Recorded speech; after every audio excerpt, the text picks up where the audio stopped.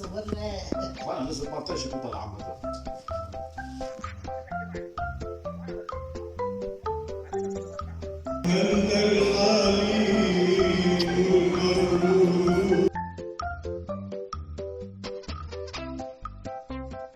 Gawa po tayo ng merienda. Sa atin po, ginagawang burger, hamburger.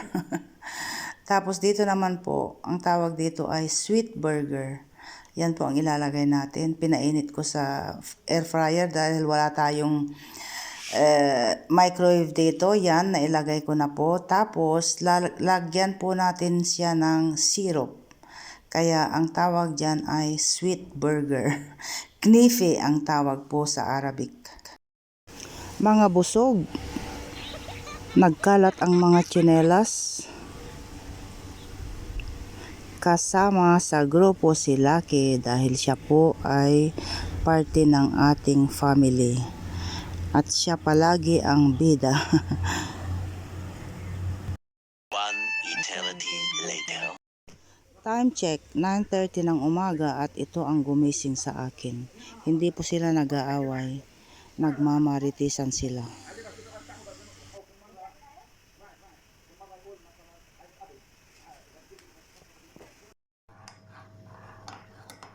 Gawa tayo ng kape para saluhan sila sa kanilang pagmamarites.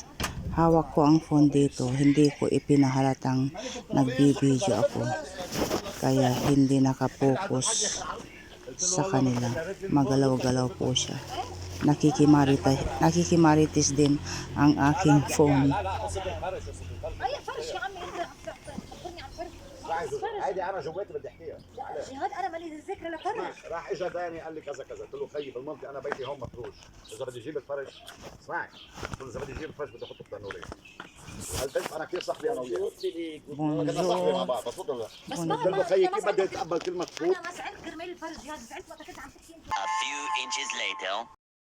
Magpapausok po tayo ngayon. Meron tayong konting chicken thigh at merong konting ribs.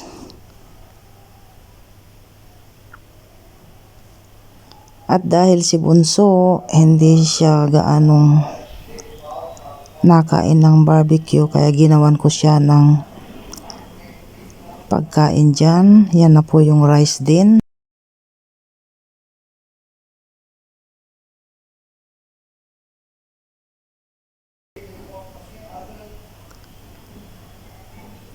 Natimplahan ko na. هلو.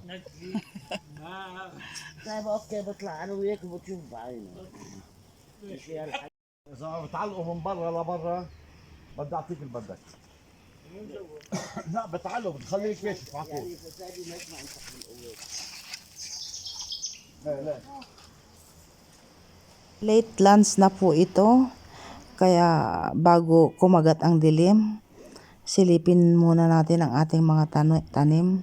Meron tayong kamatis dyan. 3 ang naan dyan. May isang talong. Tapos dito sa side na ito, meron ding 3 kamatis. Tapos may mga sumisibol-sibol pa dyan. Ayan, kumagat na ang dilim. Bingo! Yan, inabutan na po tayo ng dilim. عم بتقول لك جزيت كاسك يا كلود.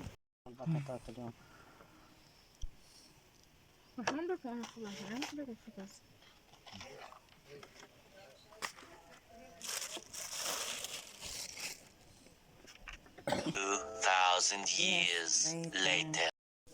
Naggagayak po tayo dito dahil kung tandaan nyo, nakapag-share ako noon ng vlog tungkol sa pagkamatay ng pinsan ni Habi.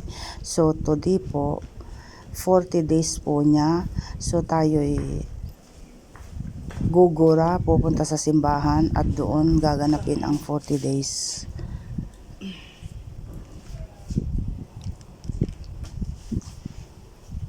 Ang kaugalian po dito, pag 40 days, ginaganap po sa simbahan, magbibigay po sila ng pamisa. At sa vlog kong yun na na-share ko, nabanggit ko na pag sa Pilipinas, pag tayo'y namatayan, magasta po. lalo na pag wala kang sariling sementeryo, wala kang sariling libingan. So dito po, nasa simbahan na tayo at maituloy ko. Yun nga, sa atin sa Pilipinas, namatayan ka na, gagasta ka pa ng bonggang-bongga. Bukod dun sa ilang araw na lamay, yung mga taong nakikilamay, pakakainin mo pa, hindi gaya dito pag namatay ng Monday, ililibing ng Tuesday, ganun po. Kaya nasabi kong mas magasta po pag namatayan ka sa Pilipinas. Dito naman po, yun nga, pag may sarili kang sementeryo, hindi ka na kailangang gumasta. At sa lamay-lamay, wala pong masyadong gasta. Basta magpapakapi lang, magpapakapi ka lang, yun. At yun na nga, dito, pag pinagdiriwang naman yung 40 days, sa simbahan lang gagawin, tapos makikiramay yung mga kakilala, mga kaanak, ganun po yun. Yun nga, sa atin din, pag 40 days, magkakatay ka ng ilang baboy para ipakain sa mga dadalo. So dito ang nangyayari guys, okay, yan po sa harapan yung mga namatayan. At yung mga taong kaanak, kaibigan, yan nakahilira po sila para magbigay ng condolences para sa nagaganap na 40 days sa mga pamilyang namatayan.